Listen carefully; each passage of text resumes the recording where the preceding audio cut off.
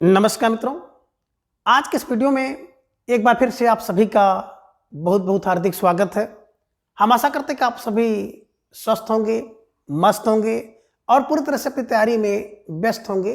तो मित्रों, आज के इस वीडियो में हम हिंदी व्याकरण के अंतर्गत एक बहुत महत्वपूर्ण टॉपिक चल रहा है, वाक्यांश हेतु एक शब्द। तो आज के इस वीडियो में हम वाक्यांश हेतु एक शब्द से संबंधित कुछ महत्वपूर्ण और संभावित प्रश्नों को व्याख्यात्मक तरीके से हल करेंगे और उसके साथ ही ट्रिक की सहायता से याद करने का भी प्रयास करेंगे। तो हम आशा करते हैं कि यह वीडियो आप सबके लिए बहुत ही महत्वपूर्ण होने वाला है, इसलिए इस वीडियो को आप लोग अंत तक जरूर देखें और चैनल पर नए हैं तो चैनल को सब्सक्राइब कर लें और इसके साथ ही अगर आपको थोड़ा सा उचित लगे तो इस वीडियो को अपने जो परिचित लोग हैं उनके पास भी शेयर करें। तो इसके पूर्व की वीडियो में लोगों ने कुल 50 प्रश्नों को देखा था, तो आज के इस वीडियो में उसके आगे के प्रश्नों को हम लोग जानेंगे। तो जैसा कि स्क्रीन पर आप देख पा रहे हैं प्रश्न संख्या 51 कि भले बुरे की पहचान का ज्ञान कहलाता है, यानी कि भला है या बुरा है इसकी जो पहचान कराने वाला ज्ञान है उसे क्या कहते हैं। विकल्प कह रहे उसे ज्ञानी कहते हैं, विकल्प भी कह रहे उसे विवेक कहते हैं, विकल्प से जानकार कहते हैं या फिर विकल्प डी उसे सर्वज्ञ कहते हैं। तो प्रश्न संख्या 51 का जवाब आप सबको देना है। बहुत प्यारा सा प्रश्न है और धीरे धीरे ढेर सारे भाई बहनों का जवाब भी आ गया कि सर विकल्प बी को लॉक किया जाए। विवेक इज राइट आंसर, बिल्कुल सही जवाब और बहुत सुंदर तैयारी आप सबके यहाँ पर दिख रही है ना। जो भले बुरे की पहचान कराने वाला ज्ञान होता है उसे विवेक कहते हैं। विवेक इज राइट आंसर, स्टार लगाकर इसे अपने नोटबुक में दर्ज कर लीजिए। ठीक है, चलिए प्रश्न संख्या 52 है कि जिस पर विश्वास किया जा सके। अब जिस पर विश्वास किया जा सके उसके लिए एक शब्द क्या होगा।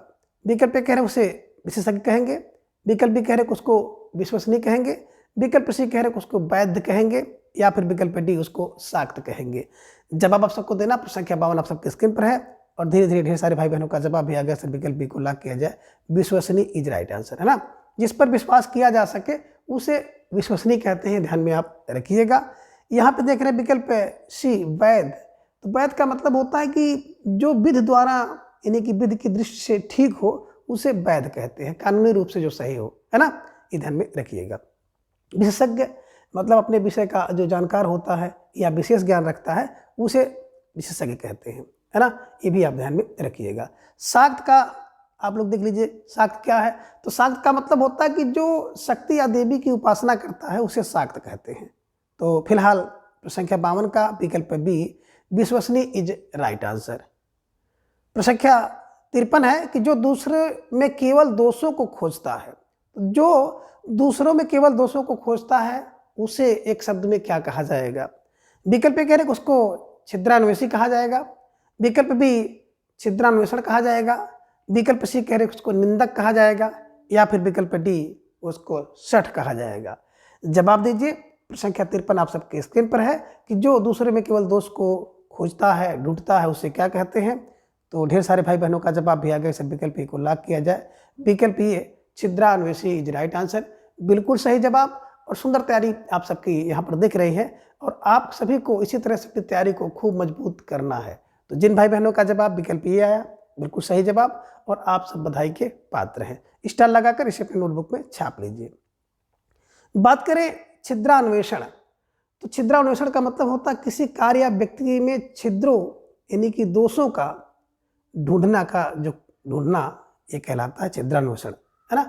ढूंढने का जो कार्य होता है उसे छिद्रान्वेषण कहते हैं। छिद्रान्वेषी कौन होता है, दूसरे के दोषों को ढूंढता है, खोजता है, उसे छिद्रान्वेषी कहते हैं। ठीक है ना। निंदक जो दूसरे की निंदा करता है उसे निंदक कहते हैं।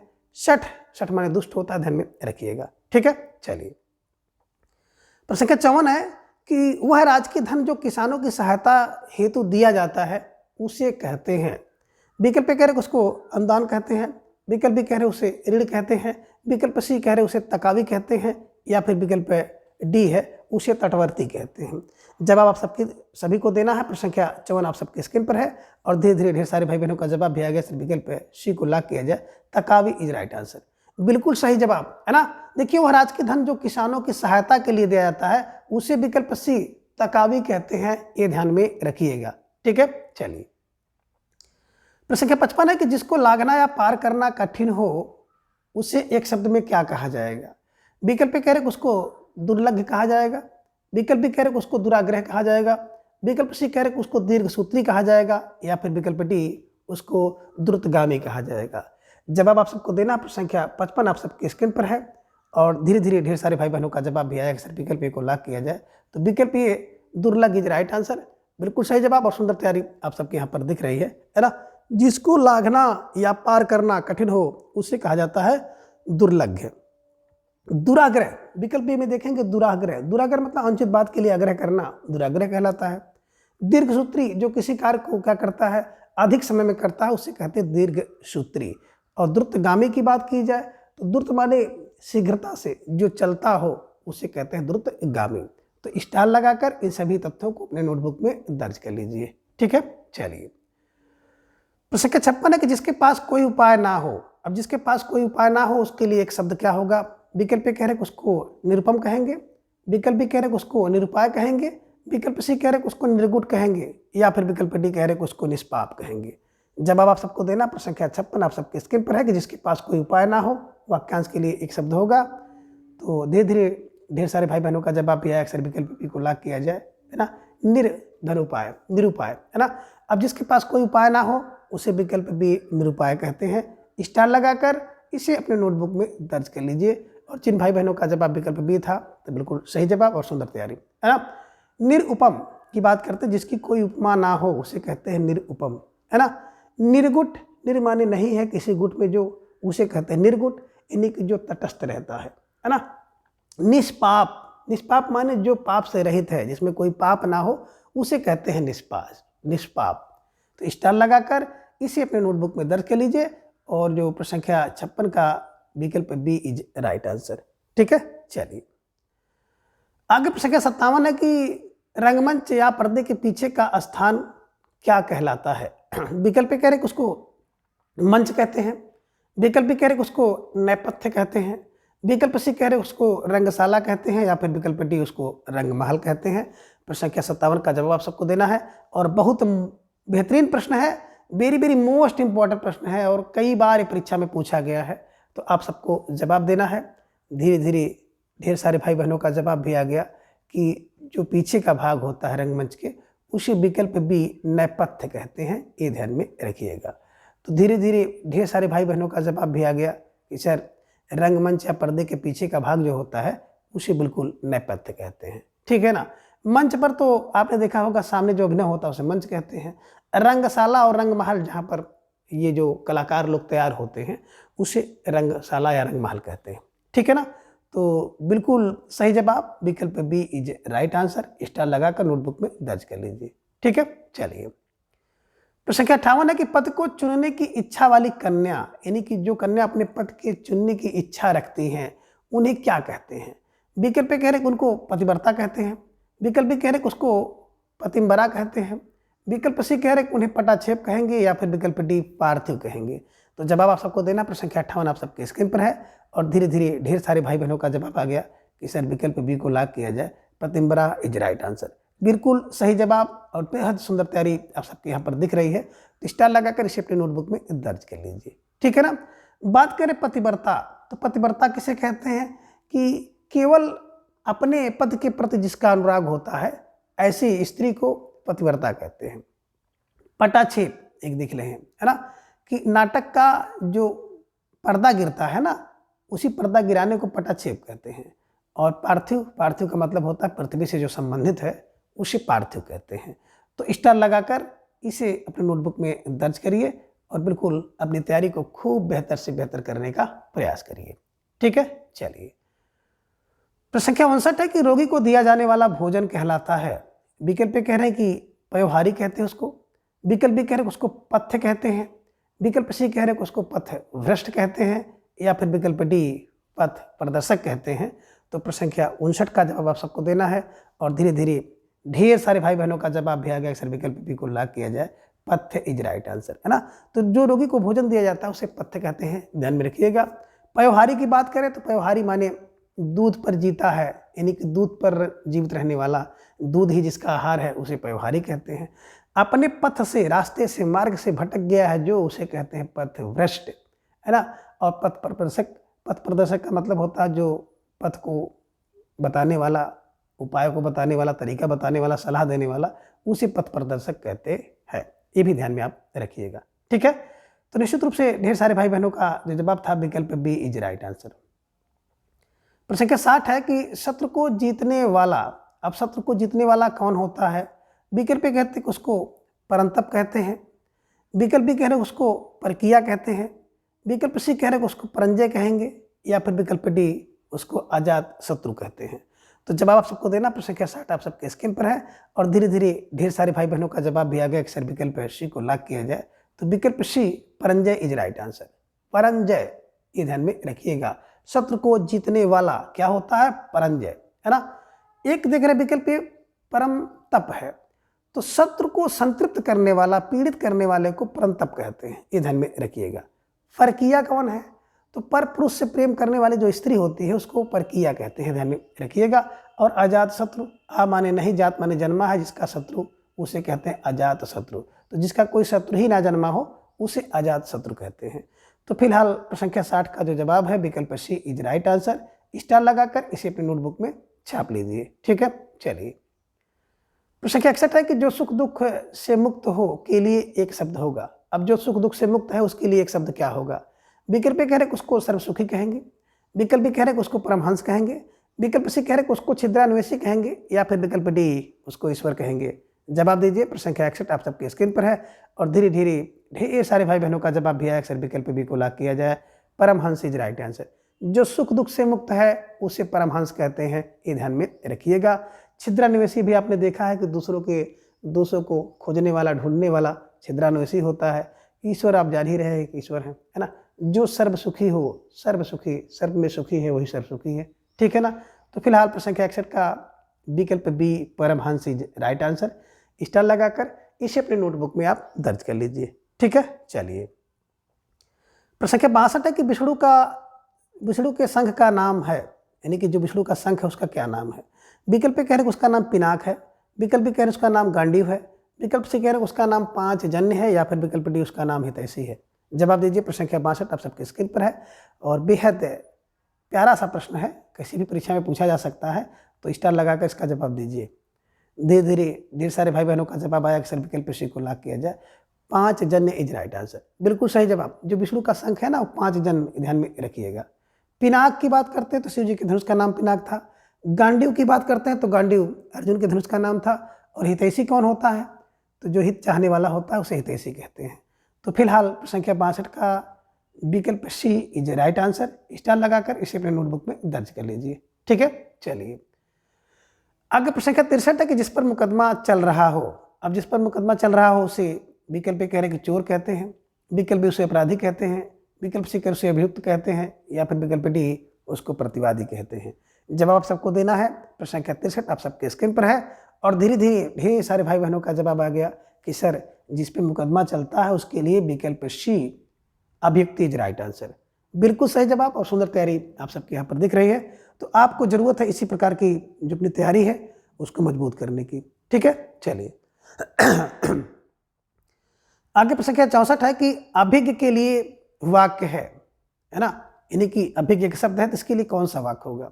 विकल्प कह रहे कि ना जानने वाला, विकल्प कह रहे कि जानने वाला, विकल्प सी कह रहे कि सब जानने वाला, या फिर विकल्प डी इनमें से कोई नहीं।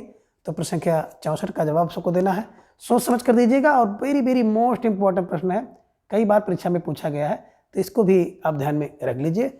और धीरे धीरे ढेर सारे भाई बहनों का जवाब भी आ गया कि अभिज्ञ का मतलब होता है अभिज्ञ माने जानकार, यानी कि जानने वाला। विकल्प बी इज राइट आंसर। ढेर सारे भाई बहनों ने विकल्प बी का चयन किया है। तो निश्चित रूप से जिन भाई बहनों ने प्रश्न संख्या 64 का जवाब विकल्प बी दिया है, बिल्कुल सही जवाब और आप सबकी तैयारी बहुत ही मजबूत है, ठीक है ना। चलिए, प्रश्न संख्या 65 है कि जिसको प्रसन्न करना कठिन हो। ये लीजिए, बड़ा प्यारा सा प्रश्न आप सबके स्क्रीन पर आ गया कि जिसको प्रसन्न करना बड़ा कठिन हो उसके लिए एक शब्द क्या होगा? विकल्प कह रहे कि उसको आशुतोष कहेंगे, विकल्प भी उसको दंभी कहेंगे, विकल्प से कह रहे कि उसको दुराराध्य कहेंगे, दुराराध्य, है ना, या फिर विकल्प डी उसको क्रोधी कहेंगे। अब जवाब दीजिए। प्रश्न संख्या 65 आप सबके स्क्रीन पर है और धीरे धीरे आप सबका जवाब भी आना शुरू हो गया कि सर विकल्प सी को लॉक किया जाए। दुष या दुर आराध्य, है ना, जिसको प्रसन्न करना बहुत कठिन हो उसे दुराराध्य कहते हैं, है ना। दुष है, दुर्स माने कठिन है, दूर माने कठिन है, जिसको आराध्य करना, मनाना, प्रसन्न करना, उसे कहते हैं दुराराध्य। ये ध्यान में रखिएगा। क्रोधी की बात करें तो जिसको बहुत क्रोध आता है उसे क्रोधी कहते हैं।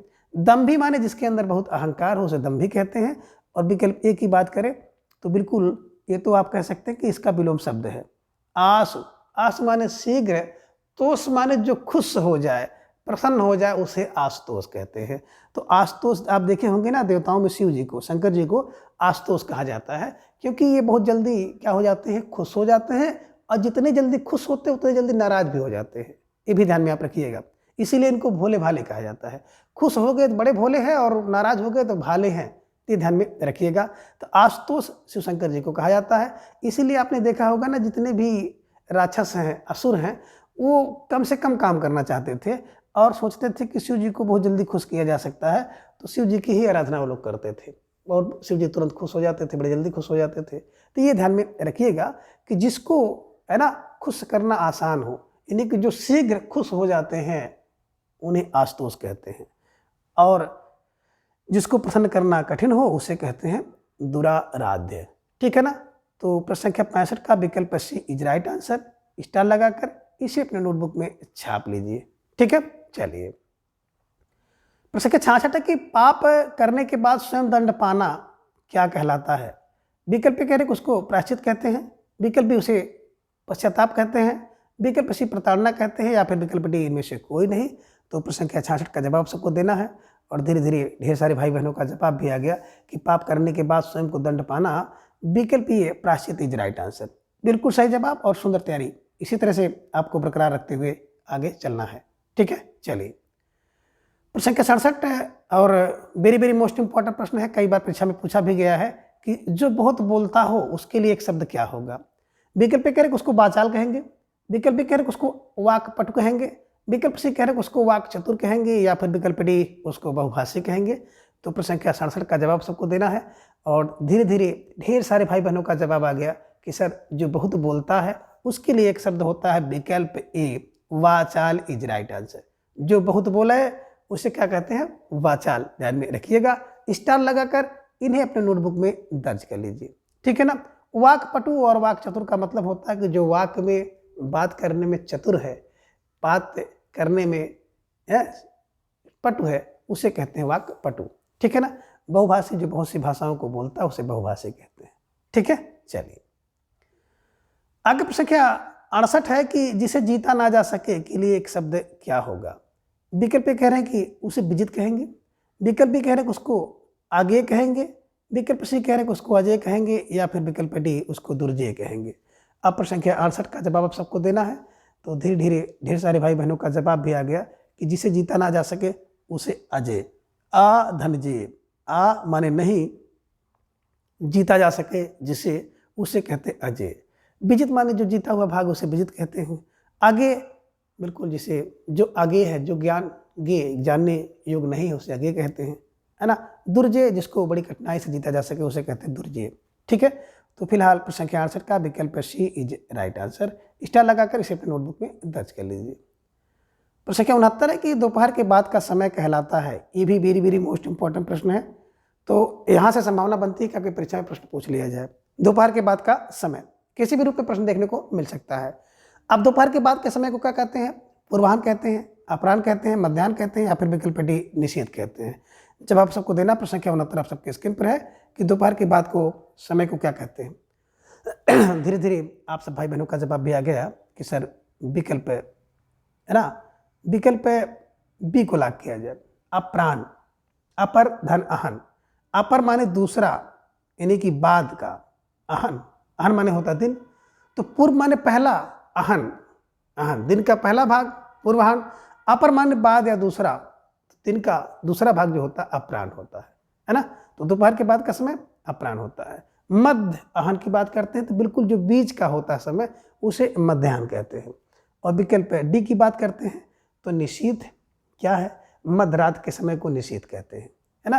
ये मध्य दिन को मध्याह्न, मध्य रात को निशीथ कहते हैं। तो फिलहाल ढेर सारे भाई बहनों का जवाब था विकल्प बी इज राइट आंसर। तो बिल्कुल सही जवाब और बेहद सुंदर तैयारी आप सबकी यहाँ पर दिख रही है। तो निश्चित रूप से जिन भाई बहनों का जवाब विकल्प बी था, आप सब बधाई के पात्र हैं। ठीक है, चलिए। प्रश्न संख्या 70 है कि जिस बीमारी का ठीक होना संभव ना हो। अब जिस बीमारी का ठीक होना संभव ना हो उसके लिए एक शब्द क्या होगा।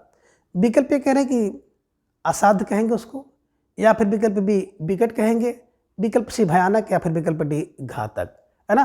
कि जिस बीमारी का ठीक होना संभव ना हो उस बीमारी को क्या कहते हैं। तो धीरे धीरे आप सब भाई बहनों का जवाब आ गया। अक्सर विकल्प ए को लॉक किया जाए, असाध्य इज राइट आंसर, है ना। जिस बीमारी या रोग का ठीक होना संभव ना हो उसे असाध्य कहते हैं, ये ध्यान में आप रखिएगा। ठीक है, स्टार लगाकर अपने नोटबुक में भी दर्ज करते हुए चलें। प्रश्न संख्या 71 है कि कुल का नाश करने वाला, यानी कि जो कुल का नाश करने वाला व्यक्ति है उसे क्या कहते हैं। विकल्प ए कह रहे हैं कि उनको कुल केतु कहेंगे, विकल्प बी कह रहे हैं कि उनको कुलावंतस कहेंगे, विकल्प सी कह रहे हैं कि उनको कुलंधर कहेंगे, या फिर विकल्प डी कुलांगार कहेंगे। तो प्रश्न संख्या 71 का जवाब आप सबको देना है। बेहद महत्वपूर्ण प्रश्न है और धीरे धीरे आप सब भाई बहनों का जवाब भी उतना ही बेहतरीन आया कि सर विकल्प डी को लॉक किया जाए, कुलंगार इज राइट आंसर। बिल्कुल सही जवाब। जो कुल का नाश करने वाला होता है उसके लिए एक शब्द होता है कुलंगार। तो स्टार लगाकर इसे अपने नोटबुक में दर्ज कर लीजिए। ठीक है, चलिए। प्रश्न संख्या 72 कि जो आँख के समक्ष ना हो। अब जो आँख के समक्ष ना होगा उसे क्या कहा जाएगा। विकल्प कह रहे हैं उसको अपरोक्ष कहा जाएगा, विकल्प बी कह रहे हैं उसको परोक्ष कहा जाएगा, विकल्प सी कह रहे हैं उसको अनदेखा कहा जाएगा, या फिर विकल्प डी अज्ञात कहा जाएगा। तो जो आँख के समक्ष ना हो उसे ध्यान में रखिएगा। वाक्यांश के लिए एक शब्द क्या कहा जाएगा। तो बिल्कुल अच्छ के समक्ष नहीं है तो मतलब अच्छ के पर है, पर अच्छ, उसे कहते हैं विकल्प बी परोक्ष इज राइट आंसर। अच्छ पर अच्छ परोक्ष, ध्यान में रखिएगा। तो ढेर सारे भाई बहनों का जवाब विकल्प बी है सही जवाब। सुंदर तैयारी, स्टार लगाकर इसे अपने नोटबुक में दर्ज कर लीजिए। ठीक है, चलिए। प्रश्न संख्या 73 है कि जहां खाना मुक्त मिलता है। विकल्प कह रहे उसको भंडार कहते हैं, विकल्प कह रहे उसको लंगर कहते हैं, विकल्प सी कह रहे उसको खुराक कहते हैं, या फिर विकल्प डी उसको राशन कहते हैं। तो जवाब दीजिए। प्रश्न संख्या 73 आप सबके स्क्रीन पर है कि जहां खाना मुफ्त मिलता है उसके लिए एक शब्द हो गया कि सर विकल्प बी को लॉक किया जाए, लंगर इज राइट आंसर, है ना। तो जहां खाना मुफ्त मिलता है उसे लंगर कहते हैं, ध्यान में रखिएगा। स्टार लगाकर इसे अपने नोटबुक में दर्ज कर लीजिए। ठीक है, चलिए। प्रश्न संख्या 74 है कि जो कहा ना जा सके। अब जो कहा ना जा सके उसके लिए एक शब्द क्या होगा। विकल्प ए कह रहे हैं कि आकथित होगा, विकल्प बी कह रहे हैं कि आकथ्य होगा, विकल्प सी कह रहे हैं कि आकथनीय है, या फिर विकल्प डी नामुमकिन है। तो प्रश्न संख्या 74 का जवाब आप सबको देना है। बेहद महत्वपूर्ण प्रश्न है आप सबके स्क्रीन पर कि जो कहा ना जा सके उसके लिए क्या होगा। तो धीरे धीरे ढेर सारे भाई बहनों का जवाब आ गया। अक्सर विकल्प बी को लॉक किया जाए, अकथ्य। जो कहा ना जा सके उसे अकथ्य कहते हैं। आकथित, जो कहा ना गया हो उसे आकथित कहते हैं। आकथनीय की बात करें तो जो कहने योग्य ना हो, है ना, उसे अकथनीय कहते हैं। और नामुमकिन है जिसे, उसे ध्यान में रखिएगा। जो नामुमकिन है, जो मुमकिन ना हो उसे नामुमकिन कहते हैं। तो फिलहाल संख्या 74 का ढेर सारे भाई बहनों ने जवाब दिया। अक्सर विकल्प बी को लॉक किया जाए, विकल्प बी आकथ्य इज राइट आंसर। स्टार लगाकर इसे अपने नोटबुक में दर्ज कर लीजिए, है ना। और प्रश्न संख्या 75 को देखिए कि बहुत ही कठोर और बड़ा आघात क्या कहलाता है ना। बहुत ही कठोर और बड़ा आघात को एक शब्द में क्या कहेंगे। विकल्प कह रहे हैं कि उसको ठोकर कहेंगे, विकल्प भी कह रहे हैं कि उसको वज्राघात कहेंगे, विकल्प सी कह रहे हैं उसको कुठाराघात कहेंगे, या फिर विकल्प डी कह रहे हैं कि उसको प्रचंड आघात कहेंगे। तो प्रश्न संख्या 75 का जवाब आप सबको देना है। तो थोड़ा सा सोच समझ कर विचार करके फिर जवाब दीजिए कि बहुत बड़े आघात को क्या कहते हैं। तो धीरे धीरे ढेर सारे भाई बहनों का जवाब आ गया कि सर बहुत ही कठोर और जो बड़ा आघात होता है, विकल्प बी वज्राघात इज राइट आंसर। तो बिल्कुल सही जवाब और बेहद सुंदर तैयारी आप सबकी यहाँ पर दिख रही है। तो निश्चित रूप से जिन भाई बहनों का जवाब विकल्प बी था, बिल्कुल सही जवाब और आप सब बधाई के पात्र हैं। तो मित्रों, आज के इस वीडियो में बस इतना। इसके अगले भाग को हम लोग अगले वीडियो में जानेंगे। तब तक के लिए आप सभी अपना ख्याल रखें और अपना अधिक से अधिक समय अपने अध्ययन में लगाएं। और आप सब अपना प्रेम, स्नेह एवं विश्वास इसी तरह से चैनल पर बनाए रखें। प्रत्येक दिन सुबह 7 बजे हिंदी साहित्य इतिहास के प्रश्नोत्तरी के लिए आप हमारे साथ जुड़ें। प्रत्येक दिन शाम को 3:40 पर हिंदी व्याकरण के प्रश्नोत्तरी के लिए हमारे साथ जुड़ें। और प्रत्येक रविवार को एक क्लास रहती है टीजीटी पीजीटी हिंदी के पाठ्यक्रम पर आधारित 125 महत्वपूर्ण प्रश्नावली। तो उसको भी आप लोग बिल्कुल सुबह 7 बजे जुड़ करके अपनी तैयारी को जांचें, परखें, मजबूत करें। तो आज के इस वीडियो से अब विदा लेंगे। धन्यवाद, नमस्कार, बाय बाय।